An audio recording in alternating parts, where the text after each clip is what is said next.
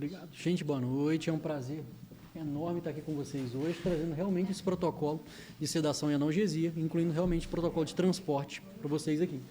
Eu sou o Lucas, sou residente da maternidade, sou residente de anestesia da maternidade, também sou pós-graduando em medicina intensiva pela Escola de Saúde Pública do Distrito Federal. Gente, se eu acelerar em algum momento, vocês me falam, tá? Se ficar rápido, vocês me falam, porque às vezes eu acelero um pouquinho, beleza? Esse protocolo, gente, é um protocolo um pouco extenso e para trazer ele, eu preferia começar apresentando para vocês através de um caso clínico, tá? Vamos iniciar então com o paciente pode chegar para a gente a qualquer momento, paciente sexo masculino, 62 anos, com 88 quilos, hipertenso, diabético, tabagista, veio para o PA por meios próprios e traz a queixa principal para a gente, uma dor torácica, ventilatório dependente à direita, associada a febre e falta de ar há 3 dias. Essa piora progressiva nas últimas 12 horas.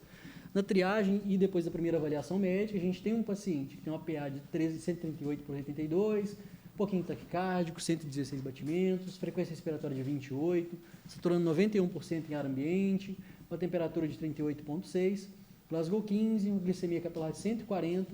Realmente a gente observa a dor intensa dele em hemitórax direito, associada à expiração profunda e à tosse.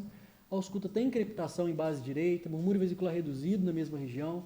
Estado geral está prostrado, ansioso, mas mantém a sua orientação. A gente tem a hipótese de pneumonia comunitária. Nosso objetivo aqui não é discutir o diagnóstico, a gente só trouxe para a gente começar a orientar. Tá? A primeira coisa que a gente vai fazer nesse paciente, de acordo com o nosso novo protocolo, é classificar a dor dele. Tá? Igual eu falei com vocês, o objetivo não é a discussão do diagnóstico, e sim discutir o nosso protocolo em cima do caso clínico. A gente vai classificar a dor. A gente vai classificar principalmente a forma mais simples, é a escala visual analógica, a EVA. Tá? Vai de 0 a 10, a gente vai classificar de acordo com os sinais que o paciente está dando para a gente, beleza? Se a gente tem um EVA maior que 3, um paciente que visivelmente está desconfortável, a gente tem indicação de tratar essa dor, tá? Outra coisa que é muito importante que a gente definiu, sempre registrar em prontuário, tá? Qualquer avaliação que vocês façam com essas escalas, registrar em prontuário, isso é documento. Outra escala que a gente usa muito é a escala de BPS, é uma escala um pouco mais complexa de ser feita. Na prática, a gente acaba utilizando mais a EVA, principalmente paciente que está em respiração espontânea, que não está entubado. A gente usa a BPS realmente mais nos pacientes que estão entubados, tá? Justamente porque ela pega alguns outros parâmetros que a gente não consegue atingir com a EVA. Por exemplo, a gente vai ver essa tosse, que são coisas que a gente consegue avaliar dentro da ventilação mecânica, como as sincronias. Então, a gente prioriza a BPS, tá? Cada quadrinho desse vai representar um ponto. Se tiver maior que 4, a gente trata. Beleza? Como que a gente vai tratar esse paciente? A gente inicia o tratamento da dor para paciente de respiração espontânea. Beleza? Uma dor leve a moderada, de acordo com a nossa classificação de EVA ou de BPS. A gente vai iniciar com dipirona, de até 2 gramas, e o tramadol, de 50 a 100 miligramas, reavaliando em 2 horas. Reavaliamos em 2 horas. Esse paciente persistiu com dor, morfina 2 miligramas. Beleza? Reavaliamos novamente em até 2 horas. A gente começa a tratar como dor intensa. O que a gente vai definir, então, como dor intensa e como a gente vai tratar essa dor intensa? A gente vai iniciar o tratamento já direto com dipirona 2 gramas e já a morfina 2 miligramas. Se persistir dor, a gente repete apenas a morfina 2 miligramas. Reavalia novamente. Reavaliou, a gente pode iniciar a morfina fixa e a gente normalmente associa dipirona. Tá? A gente normalmente já associa dipirona, pode associar 2 gramas de dipirona sem menor problema. A gente, então, vai tratar esse paciente, a dor dele, conforme o nosso protocolo, de dipirona 2 gramas e morfina 2 miligramas endovenosa. 2 horas depois, seguindo o nosso protocolo, a gente reavaliou ele apresentou uma piora. Começou a ficar hipotenso, mais taquicárdico, piorou o padrão respiratório, já está desaturando, está com máscara não reinalante a 15 litros. Esse paciente também rebaixou, está com Glasgow 7. A gente já tem indicação para a gente passar esse paciente para intubação orotraqueal. Como que a gente vai fazer isso? A gente vai fazer seguindo os passos. A gente vai definir 7 passos de intubação. Esses 7 passos, a primeira coisa, a gente vai preparar a nossa vida para intubar. Não é só chegar e intubar esse paciente. A gente vai preparar todo o ambiente. A gente vai testar todos esses materiais, a gente vai separar. O que eu oriento vocês, gente? Sempre deixar tudo isso pronto. O aspirador sempre pronto. Esse paciente veio de casa, esse paciente provavelmente jantou, esse paciente almoçou. A gente não sabe o que esse paciente comeu. E muitas vezes o relato do familiar não é confiável. Eles vão falar que o paciente comeu ontem, 11 horas. Muitas vezes não é verdade. Às vezes o paciente comeu e ele nem sabe. Isso chega para a gente. Então, o que eu recomendo para vocês? Aspirador sempre pronto. Não subestimem também a via aérea, gente. O paciente pode parecer que é um paciente magrinho, a abertura bucal é enorme, um paciente que vai ser fácil de intubar. Pode não ser fácil, tá? E no contexto de pronto atendimento, o que eu sempre falo para o pessoal é considerar toda a via aérea como via aérea difícil. Deixa todo o nosso material disponível, porque se chegar e for uma via aérea difícil, a gente já está preparado, a gente já tem tudo na mão e não vira aquela correria. Tá? Então vamos deixar sempre um buge, vamos deixar um aguedel disponível, tubo orotraqueal sempre 2 tamanhos, tá, pessoal? Porque a gente não sabe, vamos supor que a gente encontre ali, o paciente tem alguma estenose subglótica, a gente não sabe o que está acontecendo ali. Então a gente tem 2 tamanhos e a gente consegue se resguardar um pouco sobre isso. Testar o ambu, que é uma coisa que a gente sempre vê que o ambu está furado, tá? Sempre quando a gente vai entubar, cara, assim, já trabalhei muito pronto atendimento, então a gente vê que você vai pegar, põe um ambu lá, que você vai ventilar, o ambu furado. Isso acontece muito, cara. Então testa o ambu antes de colocar no rosto do paciente, tá? Monitorização, como vocês sabem, e malampate, fazer avaliação da via aérea, que é uma avaliação simples, a gente realmente vai fazer a abertura bucal do paciente. Se a gente conseguir, na prática, eu vejo que isso é difícil de fazer no pronto atendimento, porque o paciente já chega, a gente já fica pensando em tanta coisa que a gente raramente lembra disso. Mas é uma coisa que, se a gente puder fazer, é importante, tá? Acesso periférico preparado, assim, dificilmente a gente vai conseguir funcionar um central antes de entubar o paciente, mas mantenha um periférico pérvio, um periférico calibroso, se for possível, isso é importante para a gente, tá? E deixar as drogas para intubação já preparadas, beleza? O que eu oriento a mais? O outro P, pré-oxigenação. Vamos manter esse paciente pré-oxigenado por pelo menos 3 minutos, porque a gente é ansioso, tá? Então eu vejo que a gente não consegue manter mais 3 minutos, 3 minutos para a gente é muito, mas se vocês conseguirem manter 3 minutos já está suficiente, tá? Manter isso aí para a gente desnitrogenar esse paciente. Nosso objetivo é tirar o nitrogênio e passar o oxigênio ali para dentro, beleza? Porque com isso a gente ganha tempo de laringoscopia. Igual eu falei com vocês, não subestimem a via aérea. Então, se a gente não subestimar a via aérea, uma das coisas é a gente conseguir ter uma reserva de tempo para a gente proceder uma intubação com mais segurança, beleza? Uma coisa que eu sempre oriento para o pessoal, e essa dica é o seguinte, às vezes a gente já vai lá na cabeceira, já vai pré-oxigenando esse paciente, ou às vezes a gente pede alguém que consiga estar com a gente para pré-oxigenar esse paciente, já põe o ambu lá, já deixa a máscara, ou se já tiver uma máscara não reinalante, já põe lá, já põe para o paciente ir fazendo a respiração, se o paciente tiver condições, né, se o paciente tiver um padrão ventilatório aceitável, para ir fazendo isso. Enquanto isso, a gente já prepara as medicações. A gente já está pré-oxigenando. Às vezes a gente consegue manter os 5 minutos, a gente ganha uma reserva ainda maior.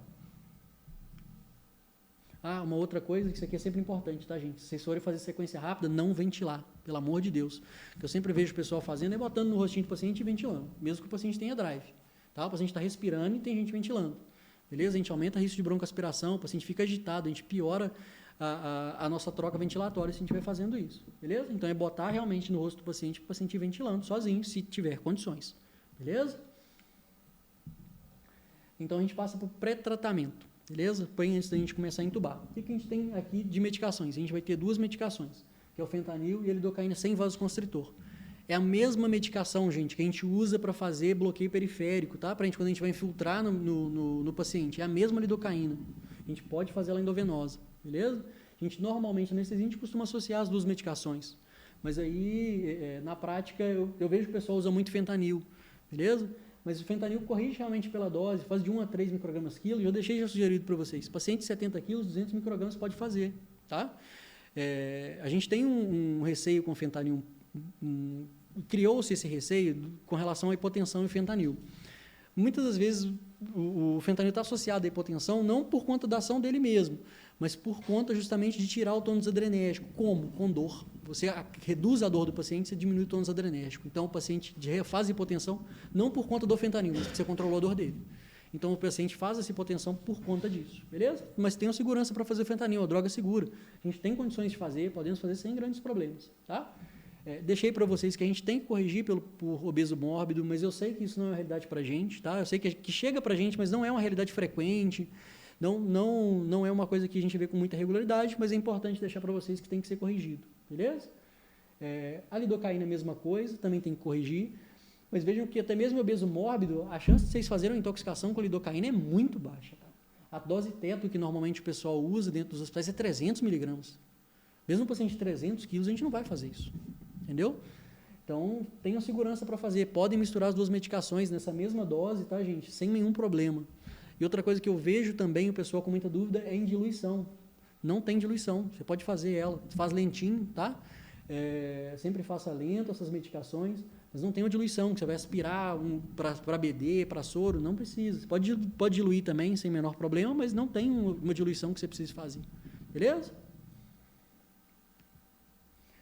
a indução com paralisia, que é quando a gente realiza esse hipnótico já ir com o bloqueador muscular, sempre fazer o hipnótico, tá, gente? Depois o bloqueador, beleza? O midazolam, que a gente normalmente utiliza. Normalmente, o midazolam vocês vão utilizar muito para procedimentos tipo cardioversão, tá? Normalmente não são medicações, não é uma medicação que vocês vão utilizar para indução num paciente em anestesia geral, beleza? Então, realmente não é uma medicação que vocês precisam ter tanta preocupação com ela aqui. O que a gente utiliza na prática mesmo é etomidato e ketamina, tá? Para esses pacientes mais graves, é etomidato e ketamina. Midazolam eu recomendo que vocês deixem realmente para fazer cardioversão, para deixar para esses pacientes, reservado para esses casos, beleza? Mas de qualquer forma, midazolam, se vocês forem fazer, é fazer 0,2, 0,3, lembrar realmente da hipotensão que faz, e a hipotensão que o pessoal normalmente atribui ao fentanil é, na verdade, do midazolam, porque fazem, depois da sedação com midazolam e fentanil, culpam o fentanil, não, é o midazolam, tá? Isso é o midazolam que causa hipotensão, beleza? O etomidato, que é a nossa principal droga, nosso carro-chefe, tá? A nossa principal droga, uma droga cardioestável, uma droga maravilhosa. Tem esse efeito colateral dela, realmente, de suprimir adrenal, mesmo em dose única, tá, gente? Então, muitas das vezes a gente tem que entrar com corticoide, a gente já faz isso, né? Porque se a gente está entubando alguém, provavelmente, 90% das vezes, imagino que seja aqui por sepse.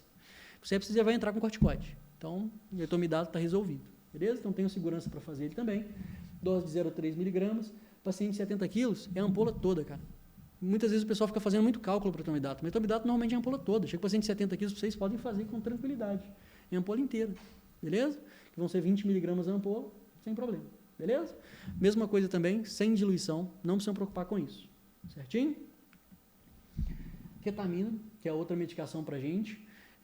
Tem uma questão da literatura aí a respeito da ketamina elevar a pressão intracraniana e piorar a hipertensão. A hipertensão a gente até concorda, a hipertensão intracraniana, isso é bem controverso. Hoje na literatura, na verdade, a gente sabe que a gente pode até fazer, é bem seguro para a gente fazer. Só que a gente optou por deixar isso aqui ainda, tá? A gente optou por não trazer essa questão e manter essa restrição para a hipertensão intracraniana, porque a gente entende que não é uma realidade ainda, a gente não tem feito, tá?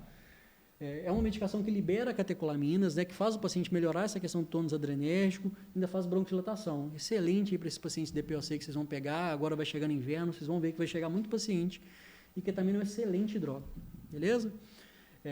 Uma droga para o paciente, por exemplo, de 70 quilos, 140 miligramas, que dá 2,5 ml. Essa realmente tem que fazer conta, tá? Mas bem tranquila a conta também, mesma coisa, sem diluição específica também, tá? Realmente recomendo para vocês diluem só para fazer realmente um volume maior, só para a medicação chegar na corrente. Não é por uma medicação de diluir a medicação, não. Beleza? E no fim do ano passado saiu um estudo bacana, comparando etomidato com ketamina e hipotensão pós-intubação com eles. E o etomidato continua ganhando, tá, gente? A ketamina aparentemente faz mais hipotensão que o etomidato. Então a gente mantém segurança aí com o etomidato. O etomidato é a nossa droga de escolha ainda no paciente crítico, beleza? Aqui entra onde a gente vai ter que fazer conta, que é no Quelicin, beleza? Quelicin, succinilcolina, succemetônio, tem diversos nomes, beleza? Tem múltiplas contraindicações, que são contraindicações, gente, que a gente não vê tanto na prática, tá? Na prática a gente utiliza elas com muita segurança, a gente normalmente não fica pensando muito nessas coisas não, tá? Porque são hipertermia maligna, é raro hipertermia maligna, tá? A disfunção renal aqui é mais por uma questão de hipercalemia, entendeu? Então, é difícil a gente ponderar. Agora, os pacientes têm uma disfunção renal, mas não tem hipercalemia, a gente usa com muita segurança, não tem problema, beleza? A gente trouxe para vocês porque realmente está no protocolo, mas usem, não tem grandes complicações, beleza? Realmente, se o paciente tiver hipercalemia, aí realmente já tem contraindicação. O que eu oriento para vocês? A diluição do Quelicin, a gente tem 2 apresentações, e isso eu preciso que vocês fiquem muito atentos, porque isso dá muito problema na farmácia. Às vezes eles repõem o Quelicin de 500 e repõem o Quelicin de 100, te entregam outro. Então, olhem sempre a embalagem que vocês estão usando, beleza? Sempre o que vocês estão fazendo. Se for o Quelicin de 500, eu recomendo que vocês aspirem 2 ml da solução, 2 ml para uma BD de 10, para vocês conseguirem fazer, beleza? E aí vocês podem fazer, para um paciente de 70 quilos, aí vocês podem fazer o 100 miligramas com muita segurança, sem problema, beleza? E o Quelicin de 100, vocês podem usar o Quelicin inteiro, tá? Para o paciente de 70 quilos aí, vocês podem usar bem tranquilos, tá? Não vai ter uma grande complicação para vocês, não. Sempre lembrar da fasciculação que o Quelicin causa, isso às vezes assusta, tá? O pessoal Normalmente assusta com a fasciculação, acha que é alguma coisa, não, só porque realmente dá a fasciculação, o quericin, beleza? Nossa outra opção é Rocurone. Rocurone já é uma droga um pouco diferente, tem bem menos contraindicações. Contraindicação realmente é o histórico de anafilaxia e essa atenção que a gente tem que ter nesses hepatopatas por prolongar o bloqueio. Para a gente que vai entubar o paciente, gente, não é uma preocupação, né? A gente entuba o paciente, desde que a gente inicie a sedação depois, não tem problema. Prolongou o bloqueio para a gente, acaba não sendo realmente um problema, tá? A dose dele é 1,2 mg por quilo, e aí é só fazer conta realmente. Normalmente o que a gente usa é uma ampolinha de Rocurone de 50 mg, vocês entubam normalmente grande parte das pessoas, beleza? É o tempo suficiente para vocês fazerem a intubação com segurança. Não pode fazer o Rocurone inteiro, vocês não vão ter problema não, beleza? Posicionamento para a gente antes da gente intubar, tá? Super importante, a nossa ideia é alinhar o eixo faríngeo, laríngeo e oral. Eu acho que vocês estão cansados de escutar isso, beleza?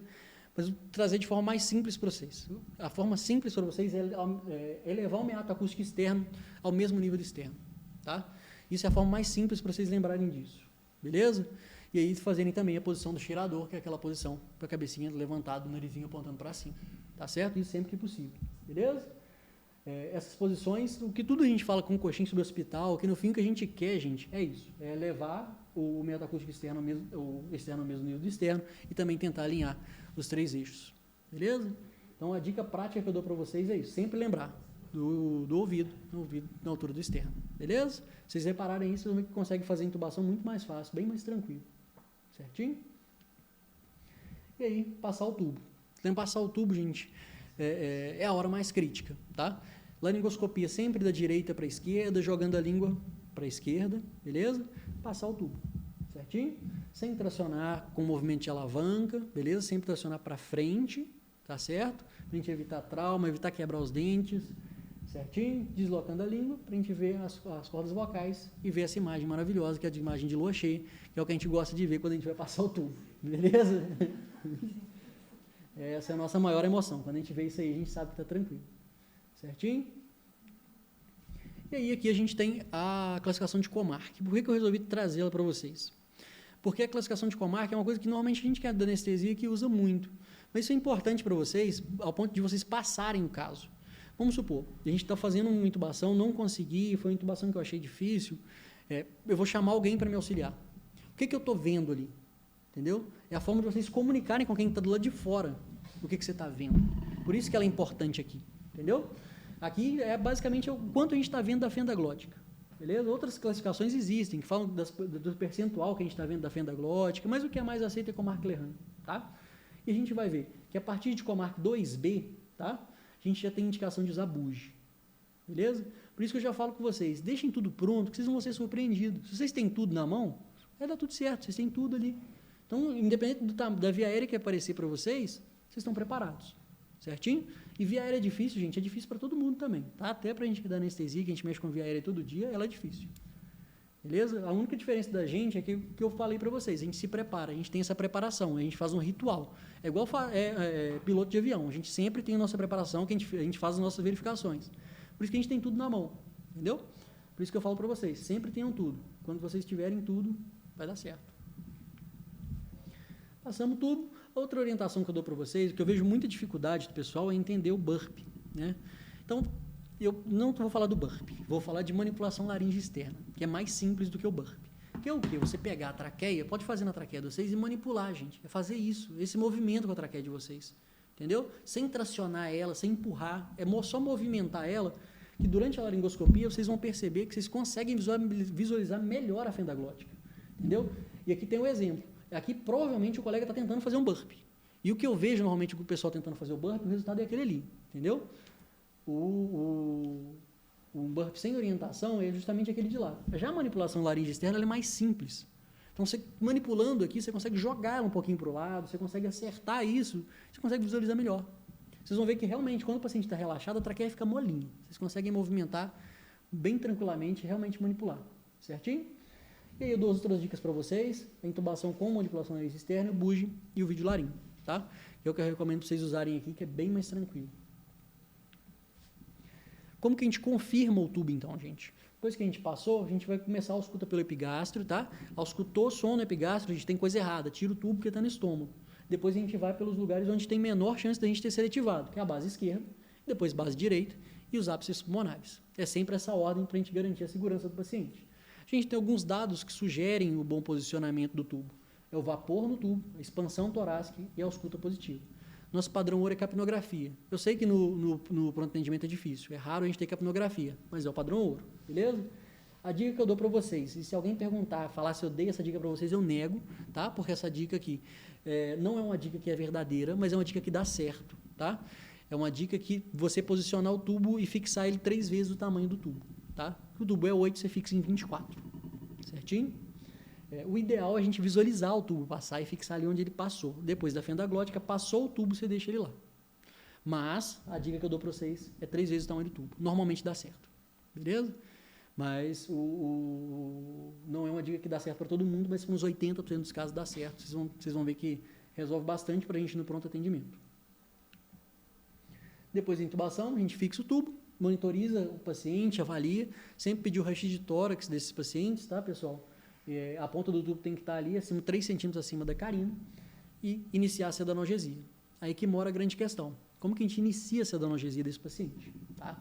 Trouxe para vocês as nossas 3 opções, beleza? Já diluído para os pacientes de 70 quilos e com a velocidade de infusão, tá? Vocês podem tirar a fotinha aí, porque eu sei que isso aqui o pessoal gosta às vezes de tirar. Beleza? Seguinte, pessoal, o que eu recomendo para vocês? Normalmente o que eu vejo é iniciar a sedação sempre dos pacientes com midazolam e fentanil, sempre 10 ml hora. A gente aumenta muito o efeito colateral desses pacientes. Vamos tentar iniciar uma sedação menor, uma sedação mais leve. O que normalmente eu inicio, quando estou em pronto atendimento, eu inicio fentanil. Inicio os pacientes com fentanil, inicio dose baixinha, acendo dose de fentanil, se necessário eu associo aí o midazolam. Beleza? A ideia para a gente aqui é o mínimo de sedação possível, para a gente ter o mínimo de efeito colateral possível, o mínimo de efeito hemodinâmico nesses pacientes, tá? E a gente sabe hoje, pessoal, que a sedação, o paciente ficar acordado e, na verdade, o paciente ficar desperto é um fator de proteção contra estresse pós-traumático. A gente diminui tempo de UTI, a gente melhora o paciente muito mais rápido, a gente diminui complicações para esse paciente, porque a gente vai lembrar que cada vez que um paciente fica dentro de uma instituição hospitalar, ele está predisposto a diversas invasões, né? O paciente dentro de CTI, a gente invade o paciente inteiro. Então, quanto menos tempo esse paciente ficar lá, melhor. Então, trazer esse paciente com o mínimo de sedação possível, trazer ele dentro do conforto. A nossa ideia aqui é conforto, beleza? E eu trouxe as escalas para vocês avaliarem como vocês avaliam esses pacientes, tá? O nosso alvo aqui é de 0 a -1 através da escala de Haas. É uma escala muito simples de ser avaliada. A gente vai interagir com o paciente, se for possível, né? A gente chama o paciente, a primeira coisa que a gente faz, e aí o que normalmente a gente vê é o paciente Haas -5, que é o paciente em coma, que você tenta interagir com ele não responde, é um paciente profundo. São poucas as indicações para esse paciente estar nisso, tá? Uma delas é realmente uma hemorragia intracraniana, é um paciente neurocrítico, mas são poucas as indicações para isso e que normalmente não fazem parte da nossa realidade, tá? Grande parte das vezes, dentro do CTI, o que a gente observa, o paciente é Haas -5, o paciente não tem indicação.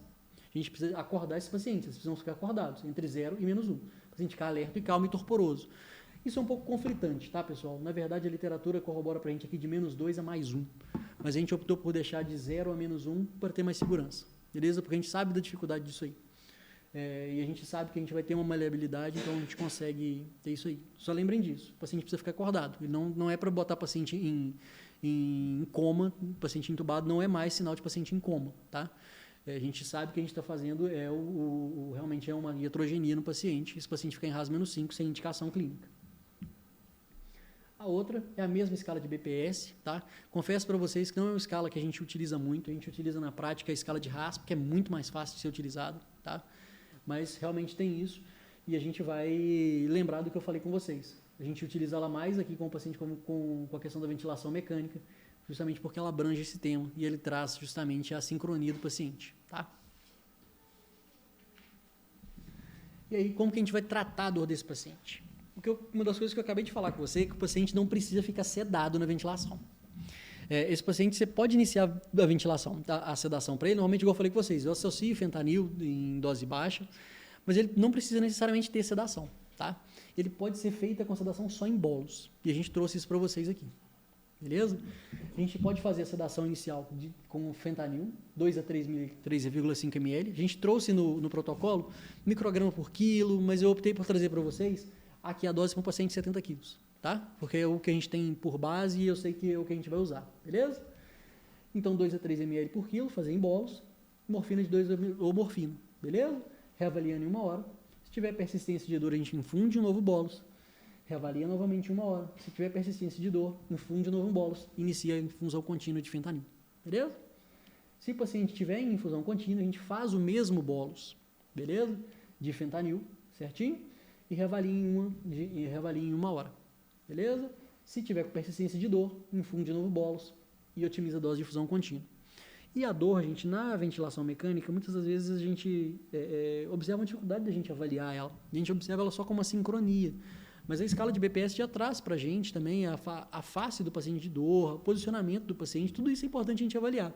A sincronia na ventilação mecânica isoladamente não é sinal de necessidade de ventilação, de necessidade de sedação, tá? Às vezes a gente é pressionado a isso. O pessoal fala que a gente tem que sedar, tem que sedar. Não, às vezes é ajuste de ventilação mecânica. É tentar ajustar o ventilador mecânico ao paciente, não o paciente ao ventilador. Beleza? As dicas práticas que eu trouxe para vocês é realmente não usar benzodiazepina em infusão contínua em alta vazão. Está associada a delírio e ao aumento do tempo de internação, tá? Analgesiar primeiro desses pacientes, sempre analgesiar primeiro. Analgesia sempre causa de agitação psicomotora no PA. Sempre causa de agitação. Às vezes o paciente, a gente está achando que está acontecendo alguma coisa mais grave, às vezes é dor, o paciente está agitado, às vezes no idosinho não tem a capacidade de comunicação que a gente tem mais. Então, a gente observa isso. Sedação e analgesia antes de realizar o bloqueio, beleza?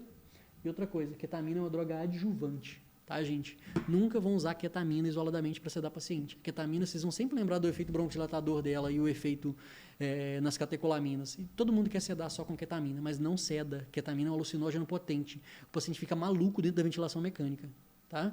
O paciente fica alucinando o tempo inteiro dentro da ventilação mecânica, ele fica louco.